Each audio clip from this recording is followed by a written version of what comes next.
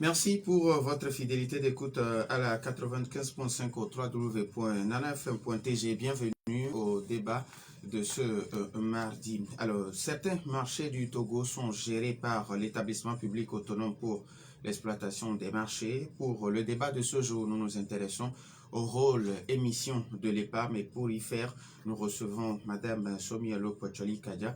Elle est la directrice générale de l'établissement public autonome pour l'exploitation des marchés. Madame, bonjour. Bonjour, monsieur. Approchez-vous un peu plus du micro, s'il vous plaît. D'accord. Bonjour, monsieur. Les auditeurs, vous avez donc la possibilité d'intervenir dans ce débat, soit sur la page Facebook de Nana FM ou via nos deux numéros, 91 09 71 71 ou le 96 61 58 58, avec Nestor Gloire à la mise en onde. Je suis Norbert Djouradi.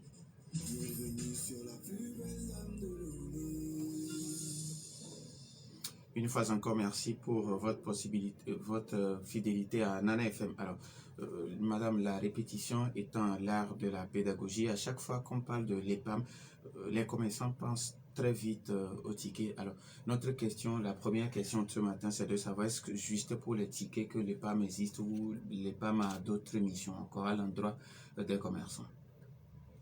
Merci. Je voudrais, avant de répondre, saluer les auditeurs, auditrices de la radio Nana FM. L'EPAM, établissement public autonome pour l'exploitation des marchés, est comme son nom l'indique, est un établissement public.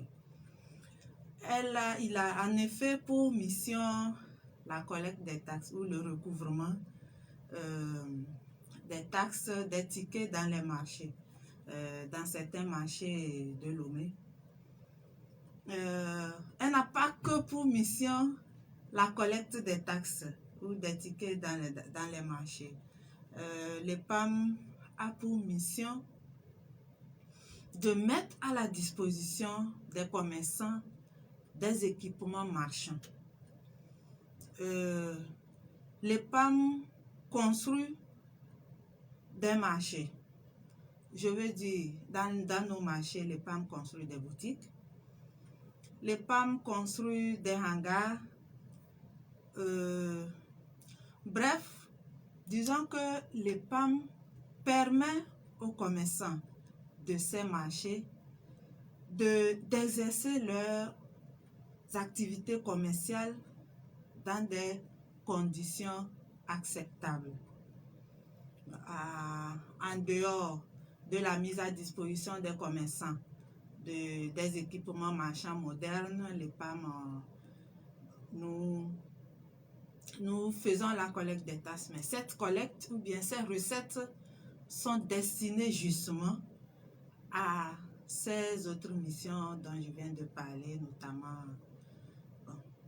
la construction des boutiques, des étalages, des hangars, l'assainissement dans les marchés, ainsi de suite. Alors, aujourd'hui, combien de marchés sont sous la responsabilité de l'EPAM? L'EPAM gère 8 marchés. Avant les élections communales de 2019, l'EPAM gérait 31 marchés. Depuis les élections et l'installation des nouvelles communes, certains marchés ont été transférés aux 5 premières communes Golfe. Je veux dire de la commune Golfe 1, Golfe 2, Golfe 3, Golfe 4 et Golfe 5, qui sont sur sont des communes sur les territoires desquels étaient situés certains ou sont situés certains marchés anciennement gérés par l'EPAM. Ces marchés ont été transférés et aujourd'hui l'EPAM gère 8 marchés.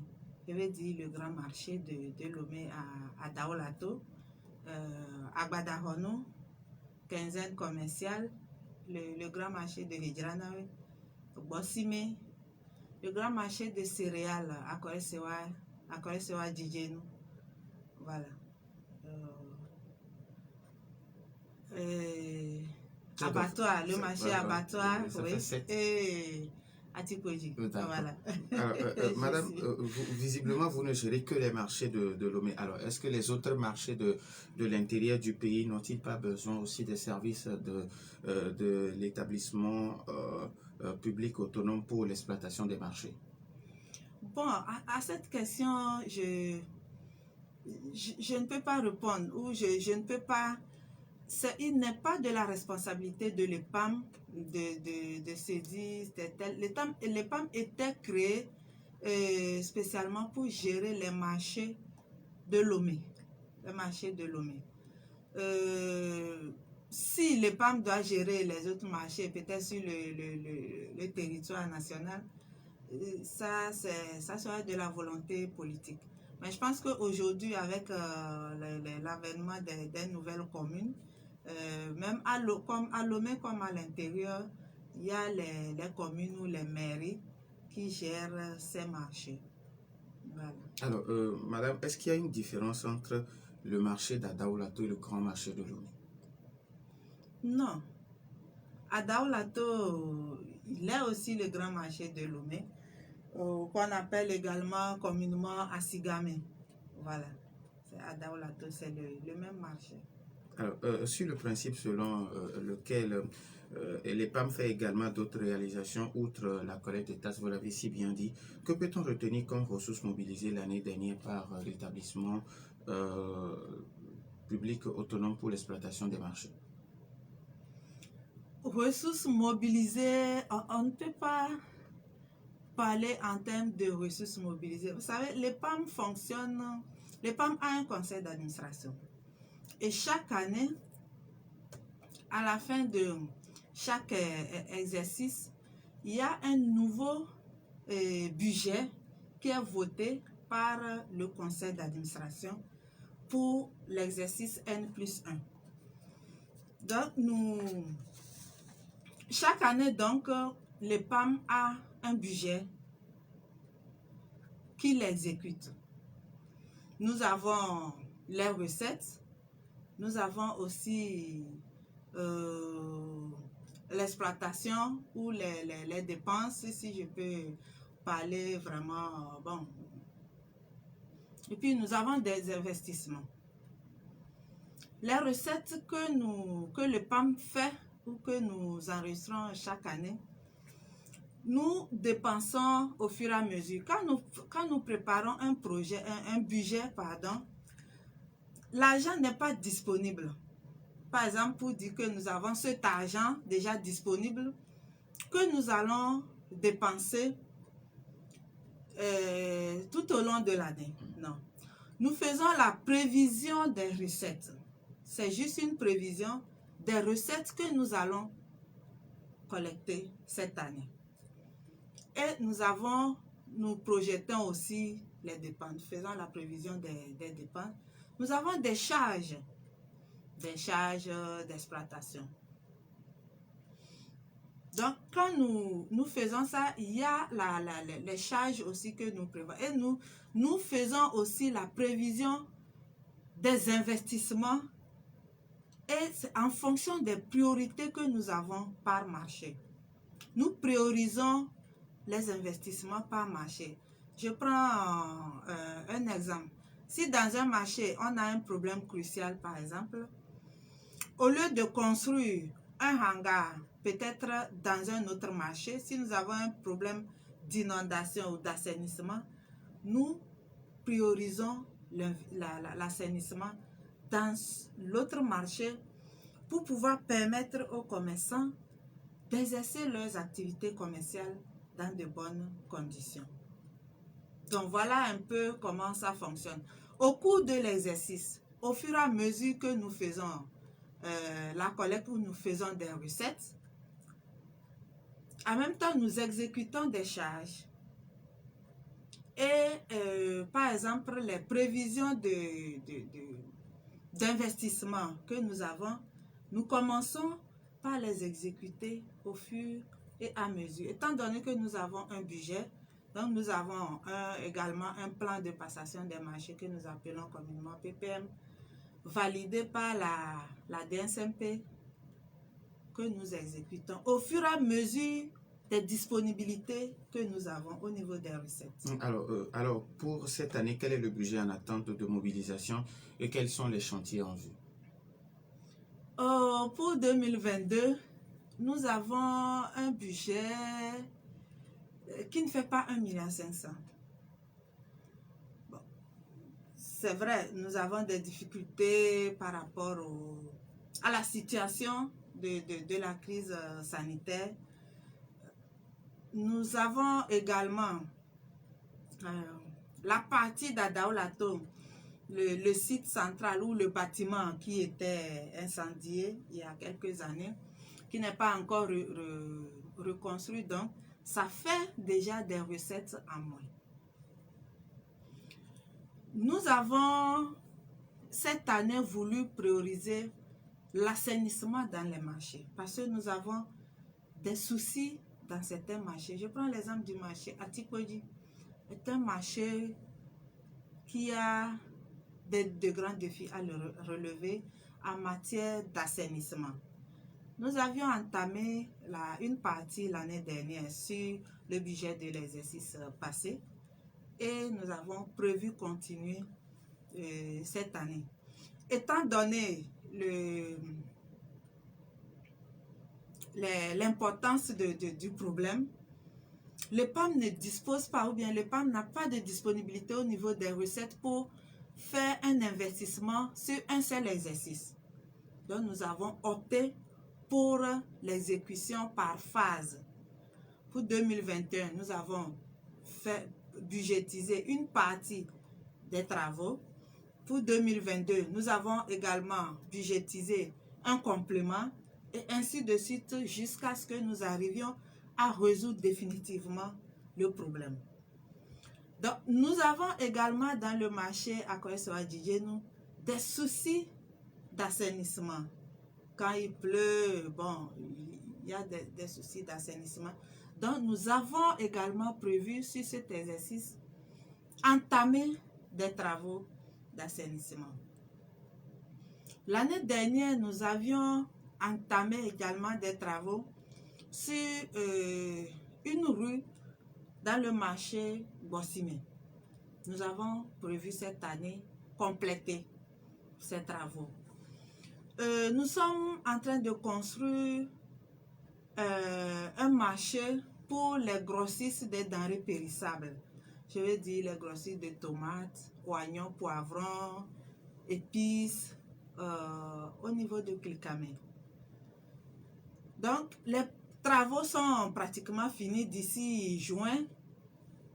Nos commerçants concernés vont rejoindre l'emplacement. Donc, nous avons cette année également priorisé certains travaux dans ce marché pour permettre aux commerçants qui vont aller dans ce marché, pour leur permettre d'exercer leurs activités commerciales dans des conditions acceptables. Bon, grosso modo, voilà, nous avons des travaux de réparation. Souvent, nous avons des hangars, soit des hangars qui ont des soucis, des boutiques qui ont des soucis de toit. Donc, nous avons des petits travaux comme ça de réparation également de prévus. Nous sommes à la phase pilote d'un grand projet de digitalisation de la collecte des taxes. Nous avons commencé cette année. D'ici peu, la phase pratique va commencer. Actuellement, nous sommes à la phase recensement des places et la phase pilote commence par le marché Hedjiranawe.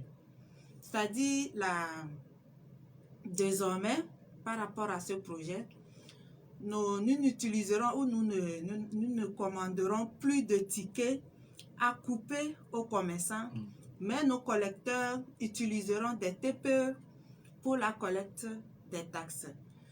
Dans ce cas, nos commerçants seront enregistrés dans le système préalablement.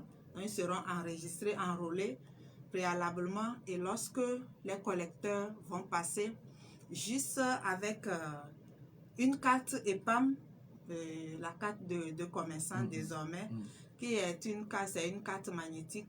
Juste, c'est avec cette carte que les commerçants feront des opérations ou paieront les taxes demain. Donc, nous sommes en train d'œuvrer pour assainir la collecte des taxes dans nos marchés. Alors, donc voilà, bon, de façon ramassée, très ramassée, hein, les projets que nous avons cette année. Madame, avant de donner la possibilité aux auditeurs, aujourd'hui il y a une incompréhension, ou bien bon, c'est une incompréhension qui existe depuis entre les collecteurs de taxes et puis les commerçants. Au niveau de l'EPAM, comment se gère ce problème? Il y a toujours cette difficulté ou cette incompréhension entre les agents collecteurs et les commerçants. Habituellement, c'est vrai, c'est normal quand le commerçant ou la commerçante est à côté de sa marchandise et que depuis le matin, elle n'a pas vendu. Naturellement, quand un agent collecteur l'approche pour la collecte des tickets ou bien de la taxe, elle est nerveuse, enfin, elle s'énerve. C'est normal parce que peut-être elle n'a pas vendu ou soit elle a un autre souci. Donc, il y a de ces cas d'agression verbale que nous enregistrons très souvent. Très souvent. Nous, à travers des formations que nous organisons chaque année à l'endroit de notre personnel de la collecte, nous insistons beaucoup sur la courtoisie. Sur la courtoisie. Bon, la fermeté, peut-être, mais en priorité, la courtoisie. Parce que nous sommes dans le domaine de marché, chacun a son souci. Le commerçant que vous abordez, vous ne savez pas dans quelles conditions elle est. Nous passons par les comités également. Les comités sont les bureaux des commerçants dans les marchés qui constituent le courroie de transmission entre l'EPAM et les commerçants. Donc, nous passons également par les comités des marchés pour sensibiliser nos commerçants également par rapport au comportement agressif qu'ils ont de temps en temps avec nos agents collecteurs. Donc, disons que des deux côtés, nous travaillons pour un climat de paix. Voilà. 91 09 71 71 ou le 96 61 58 58 ou encore réagir sur la page Facebook de Nana FM, mais après la pause. Savez-vous que vous pouvez faire des études supérieures de qualité comme en France et obtenir un diplôme français tout en étant à Lomé? C'est vrai, exactement, et c'est enfin possible à ESAM. École supérieure d'audit et de management est pleinement à votre disposition et accompagne les jeunes et étudiants à réaliser leurs rêves, leur offrant la formation LMD délocalisée, leur donnant une ouverture d'esprit de compétition à l'international pour développer librement la passion de l'excellence. ESAM dispose des filières en expertise comptable, droit privé et public, droit des affaires et des collectivités territoriales, comptabilité, contrôle et audit. Choisir ESAM, c'est garantir l'avenir de vos enfants. ESAM est situé sur l'avenue Nicolas Gruniski, près de l'ancien hôtel de ville de Lomé. Avec ESAM, c'est 100% d'employabilité. Contact 22 21 16 16 90 18 05 50. ESAM, la passion de l'excellence. Retour dans les studios de Nana FM 91 09 71 71 ou le 96 61 58 58. Nous avons un premier auditeur en ligne. Nana FM, allô? Oui. Allô? Bélé, bonjour. Bonjour. Ouais. Oui, bonjour madame. Bonjour, monsieur Je Pélé. pense que c'est la directrice de l'État arrivée. Oui, oui. Ok. Bon, d'abord, ma première préoccupation, je voudrais savoir même les limites du marché, du intermarché. Si je prends abattoir, à Tipodi, le grand marché neuf, à Finito, à Badaron. C'est-à-dire, ces circuits-là, tout cela, je pense que c'est dans le Golfe 4. Maintenant, deuxième, question, les tickets que vous utilisez,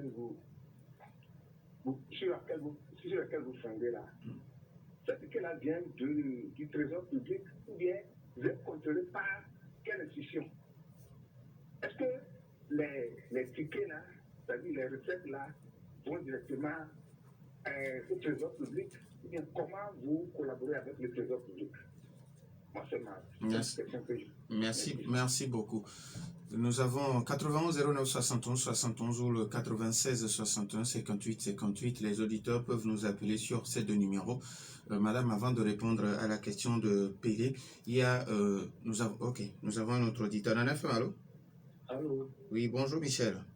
Bonjour monsieur Norbert. Allez-y. Bonjour madame. Bonjour monsieur.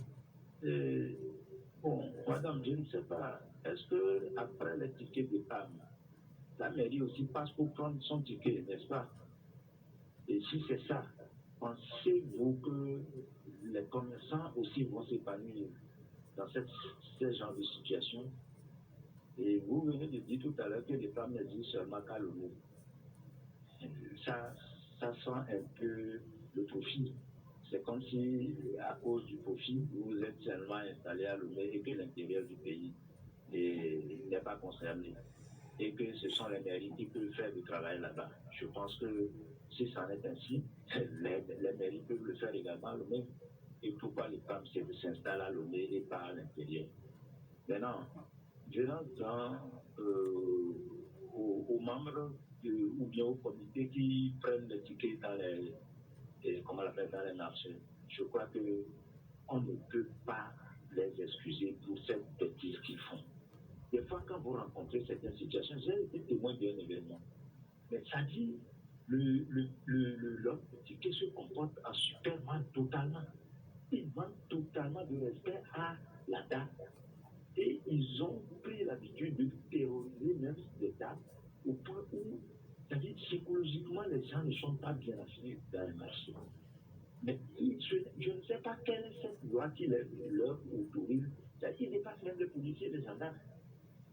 Franchement, je crois que sans l'État ne fera pas de recette. Il va falloir que ces gens qui vont prendre les tickets sur les dames respectent. Parce qu'il suffit d'être très gentil avec ces dames-là et vous allez prendre vos tickets sans difficulté. Merci beaucoup, Michel. Merci. Nous avons un autre auditeur en ligne. En FM, allô? Allô? Oui, Mas Dadido Gomé, bonjour. Bonjour. Bonjour à votre invité. Bonjour, monsieur Max. Je voudrais poser cette question. Oui. Pourquoi EPAM n'a conservé que les marchés de grande superficie? Ça, c'est bien. Elle parle pour les commerçants qui puissent travailler dans les conditions acceptables. Et moi, cet adjectif me déplaît un peu. Conditions acceptables, il ne devrait pas être le cas. C'est des conditions optimum.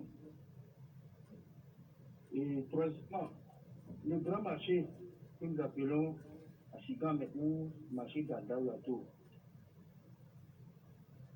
si on revient encore sur les conditions acceptables, pourquoi ce marché n'est pas encore reconstruit depuis sa destruction, alors que toutes les bonnes femmes du grand marché se plaignent des conditions dans lesquelles elles sont obligées de travailler maintenant. Et pour terminer, la digitalisation. Est-ce que, moi je vois dans ce sens que c'est seulement pour prioriser la collecte des taxes, parce que digitaliser la collecte des taxes, est-ce que les bonnes femmes sont capables, la plupart de celles qui sont dans le marché à 60% ne sont pas livrées, est-ce qu'elles sont capables de pouvoir gérer cette digitalisation? Merci, bonne journée. Bonne journée à vous aussi. Nous avons un autre auditeur en ligne. En FM, allô? Allô? Allô? Oui, monsieur Garo, bonjour. Oui, bonjour, monsieur Norbert. Oui, allez-y. Madame, bonjour. Bonjour, monsieur Donc, Garo. pourquoi ne pas pris les participés? Les autres ont déjà dit. Laissez les marchés ouverts, vous pouvez les tirer, mais laissez les mêmes. Pour quelqu'un vous vous développez dans le pays. C'est les mecs qui ont l'obligation de développer ou bien d'arranger les routes, les feux rouges, tout ça. Mais vous prenez l'argent, vous faites tout avec ça. Laissez les maires, non? Laissez bonne journée. Bonne journée à vous aussi. 91 09 71 71 ou le 96 61 58 58. On va donner maintenant la possibilité à Madame de répondre. Madame, avant de répondre à nos auditeurs sur la page Facebook de Nana FM, un de nos auditeurs, il y a José Kwam Tofa qui demande comment est-ce que vous arrivez à proposer le projet de budget 2022 si vous n'êtes pas capable de savoir combien et pas mais arriver à mobiliser pour l'exercice 2020-2021. Non, je n'ai pas dit que je ne suis pas capable de le savoir. Il y a les chiffres, mais je ne voudrais pas les donner. Ok, c'est tout. Sinon, nous avons les chiffres chaque année. D'accord. Il y a Marcel Haïté aussi qui demande sur quels critères les agents collecteurs sont sélectionnés. Ou bien c'est tout le monde que vous prenez, ou bien il faut avoir un niveau d'études donné avant que tu ne sois sélectionné pour être collecteur dans les marchés. Oui, nous recrutons les collecteurs, mais il faut avoir un minimum de niveau parce que c'est vrai que ce sont les taxes, nous coupons les taxes, mais chaque collecteur tient un registre de collecte. Donc, il doit pouvoir faire les comptes avec son chef immédiat. C'est pour cela que pour la collecte des taxes, nous exigeons aujourd'hui un minimum de niveau d'études. Il y a Pelé qui demande quelles sont les limites entre les marchés abattoirs, Atipodi, le grand marché à Badaronou. Quelles sont les limites? C'est vrai que quand vous prenez ce marché, les gens appellent globalement Asigame ou bien Adaolato. Quand vous prenez le site actuel de relogement des commerçants victimes de l'incendie en 2013, là où elles ont été relogées, c'est un site appartenant à la Chambre de commerce qui a mis à la disposition de ces commerçants. Aujourd'hui, la direction de l'EPAM a été provisoirement, la direction générale a été provisoirement relogée là-bas avec les commerçants sinistrés. L'emplacement où on organisait par le passé la quinzaine commerciale jusqu'au niveau du château. Il y a un ancien château d'eau, voilà. C'est le marché d'Agbadaronou. Là où nous appelons, il y a Agbadaronou, il y a la quinzaine. C'est vrai que à Daolato, les gens confondent Adaolato, Atikoji et abattoir. Abattoir, c'est le marché qui est géographiquement situé au niveau de l'ancien Maroc. Ancien Maroc vers le boulevard du Mono, voilà. À l'ouest de ce marché, à partir du supermarché Champion, qui fait face aussi à l'ancien Maroc, vers l'ouest, c'est le marché Atikoji. C'est le marché Atikoji. Et puis, bon, à Daolato, c'est là où l'ancien Asigame. Mais aujourd'hui, au niveau à ce niveau, nous appelons le bloc des trois marchés à Daolato, Atikoji, Abattoir. Bon, à Badaronou, c'est parce que les commerçants sinistrés ont été provisoirement relogés à ce niveau. Après la reconstruction du bâtiment central du grand marché, tous les commerçants qui sont installés là-bas vont être relogés dans le bâtiment central et le site sera libéré pour la chambre de commerce. Pelé demande toujours est-ce que les tickets sont contrôlés, les collectes sont contrôlées par le Trésor public?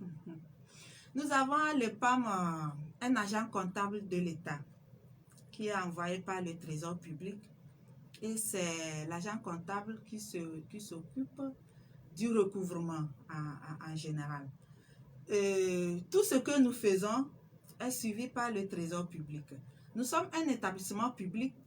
Les recettes que nous faisons n'appartiennent pas à l'EPAM. Il est vrai que l'EPAM est un établissement public autonome. Nous avons une gestion autonome, mais toute la gestion est suivie et contrôlée par le Trésor. Toutes nos dépenses sont validées par le contrôle financier.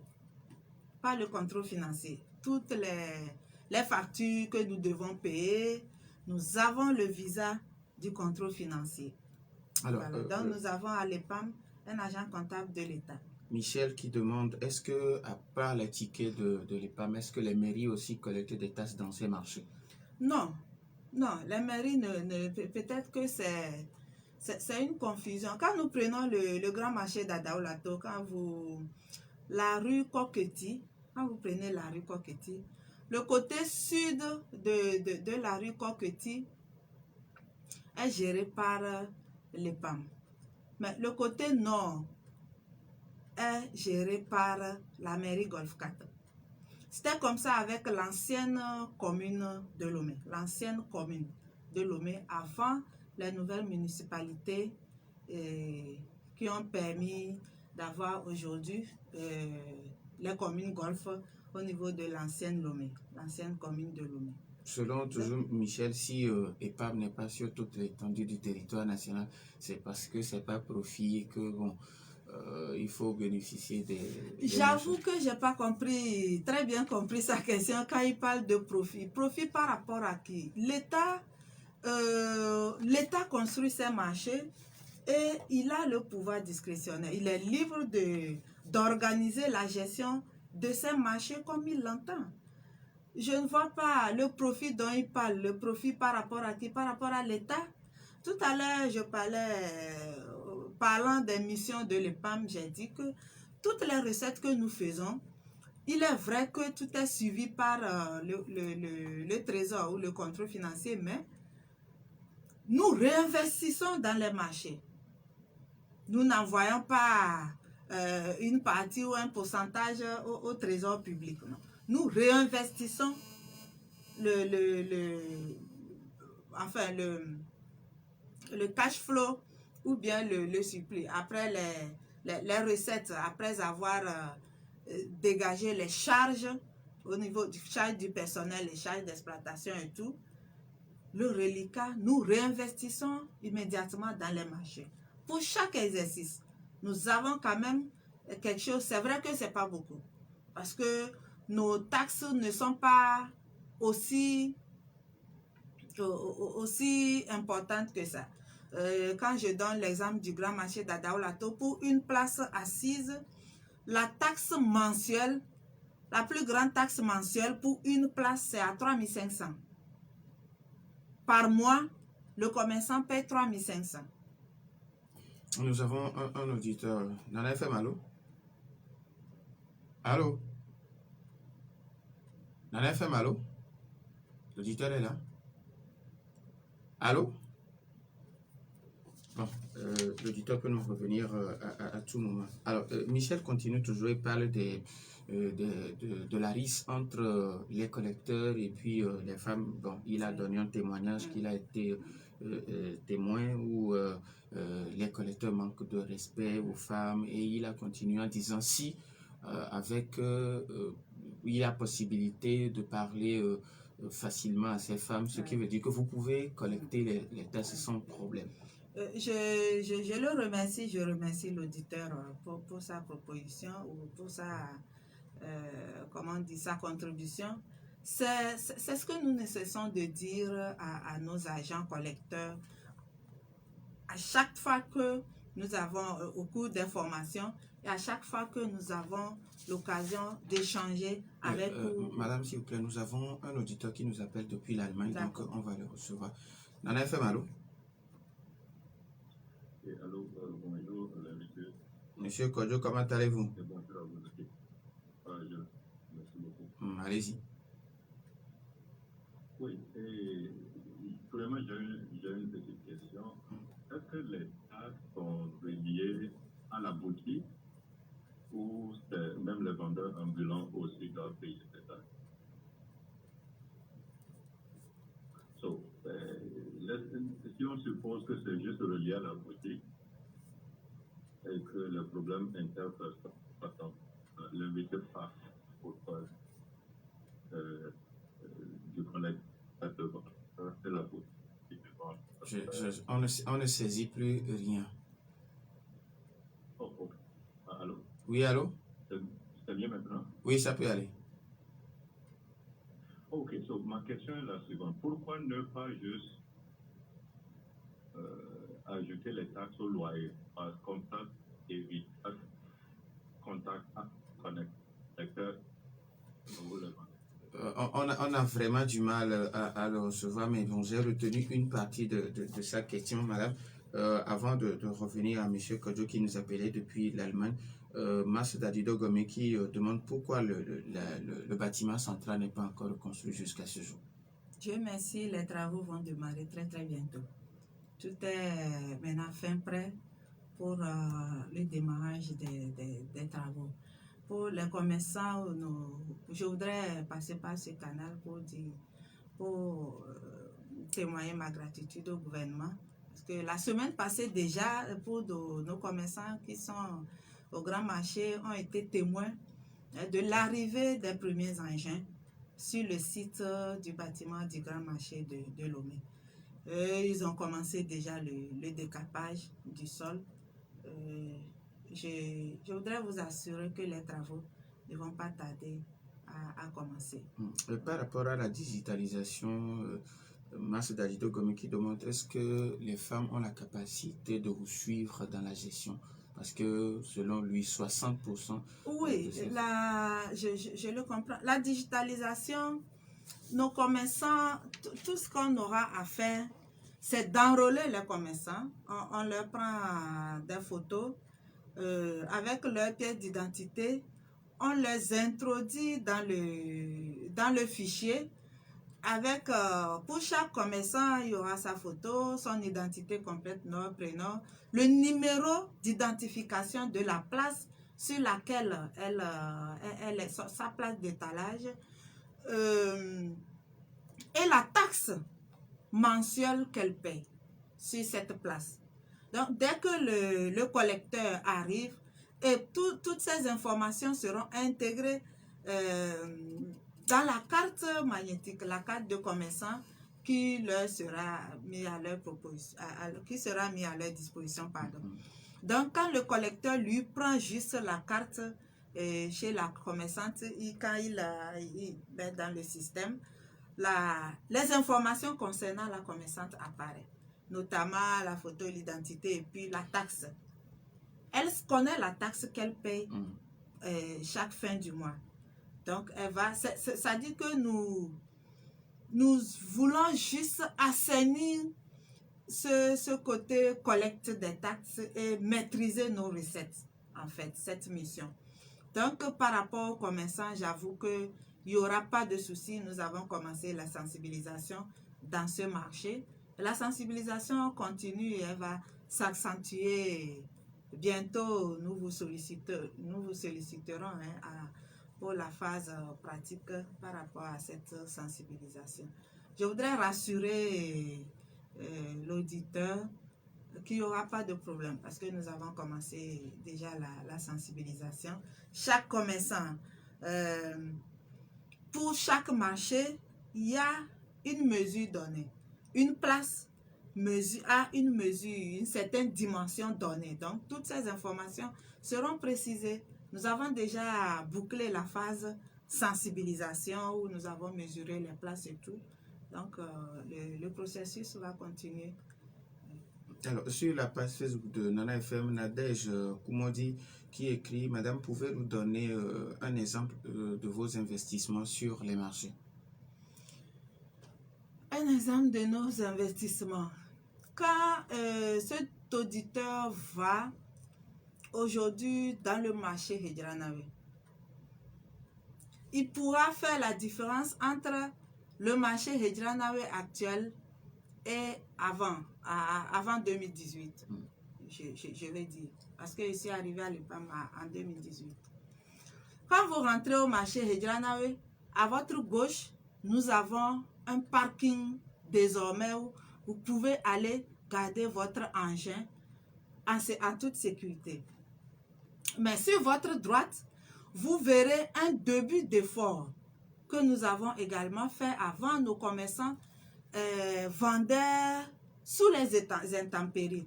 Nous avons commencé par leur construire des hangars modernes et nous avons réalisé déjà 6 hangars, 3 pour l'exercice passé, 6 pour l'exercice passé, et cette année nous allons compléter cette partie avec 3 hangars. Si vous allez au marché Clikamé, quand vous arrivez au rond-point l'Oméga, vous prenez à votre gauche comme si vous alliez vers l'entrée ouest de l'université de Lomé, vous longez le bâtiment, vous allez déboucher sur le nouveau marché où nous avons construit des hangars modernes là-bas. C'est vrai que aujourd'hui, les marchés qui ont été transférés au niveau des communes, quand vous allez dans ces marchés, je donne l'exemple de, quand vous allez au marché Kégué, le marché Kégué, le marché qui fait face au stade, vous allez voir, avant, il n'y avait pas de... Il n'y avait que les étalages. Donc, le travail a été commencé bien longtemps, mais tout ce marché a été clôturé par les boutiques tout autour. Et puis, ils ont une très bonne boucherie là-bas, modernisée. Aujourd'hui, quand vous allez au marché à Gbadahonou, vous rentrez à la boucherie du marché d'Agbadahonou, la boucherie du grand marché qui a été transférée à Gbadahonou après l'incendie. Nous avons fait des travaux pour moderniser l'intérieur de la boucherie pour que ce soit vraiment présentable. Alors, par rapport à la question de M. Kodjo, il y a plein de réalisations, par rapport à la question de M. Kodjo, parce qu'il nous reste pratiquement 1 minute, alors il demande pourquoi les taxes ne sont pas reliées immédiatement au loyer des boutiques. Non, je pense que M. Kodjo n'a pas peut-être suivi. Au marché, nous n'avons pas que des boutiques. Nous avons des boutiques pour lesquelles nous percevons des loyers et nous avons des places d'étalage des inventaires que nous attribuons aux commerçants qui en font la demande. Donc, une commerçante ou un commerçant qui n'a pas une boutique, ou bien, un locataire de boutique de l'EPAM qui n'a pas une place d'étalage, on ne peut pas incorporer à son loyer une taxe pour une place d'étalage. Merci beaucoup. Nous avons les étals, les inventaires et les boutiques. Les taxes, c'est selon. Il y a un auditeur qui a demandé si les taxes ambulants, voilà. Ce sont ces taxes que nous appelons les taxes journalières pour les ambulants. Aujourd'hui, vous venez au marché, vous payez. Ça dépend des marchés, 150, 125. C'est en fonction des marchés. Disons merci à Madame Somialo Pocholi Kadja, la directrice générale de l'établissement public autonome pour l'exploitation des marchés. Merci également à Nestoglo pour la mise en onde. Merci à vous aussi, chers auditeurs, pour votre fidélité d'écoute à la 95.5. Je suis Norbert Djouradi. Bonne suite de nos programmes.